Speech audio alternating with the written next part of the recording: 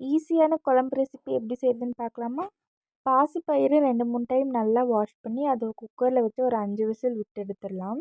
So லாஸ்ட்டில் குழஞ்சிருச்சுன்னா இப்படி தான் இருக்கும். இப்போ ஒரு பேன் நல்லா காஞ்சதும் எண்ணெய் போட்டுட்டு கடுகு, ஜீரகம், கருவேப்பிலை, வெங்காயம் போட்டு நல்லா தாளித்து எடுத்துருங்க. வெங்காயம் லைட்டாக வதங்கினா போதும், ரொம்ப ப்ரௌனிஷ் ஆகுற வரைக்கும் வதக்கிடாதீங்க.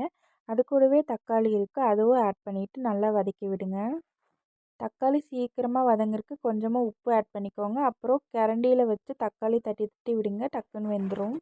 அடி பிடிக்கிற மாதிரி இருந்துச்சுன்னா லைட்டாக வாட்டர் ஆட் பண்ணி மிக்ஸ் பண்ணி விட்டுருங்க. இது கூடவே நான் கீரை எடுத்து வச்சுருக்கேன், அதுவும் இதில் ஆட் பண்ணிக்கிறேன்.